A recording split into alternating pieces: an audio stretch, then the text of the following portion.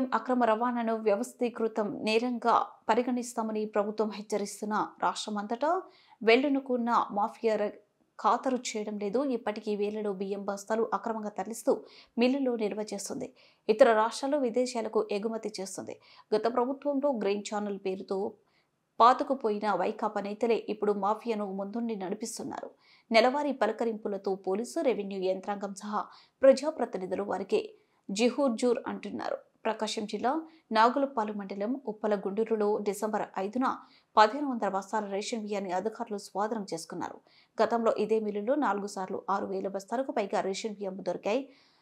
Sortex యంత్రాంగాన్ని ఏర్పాటు చేసి దందా సాగిస్తున్న కఠిన చర్యలు లేవు. అందుకే అక్రమార్కులు అవే మిల్లుని అడ్డంగా చేసుకుని రేషన్ బియ్యాన్ని రీసైక్లింగ్ చేస్తున్నారు. Visakhapatnam port container freight station సోమవారం మంత్రి నాదెండ్ల మనోహర్ తనిఖీ చేసి 483 టన్నుల రేషన్ బియ్యాన్ని గుర్తించారు.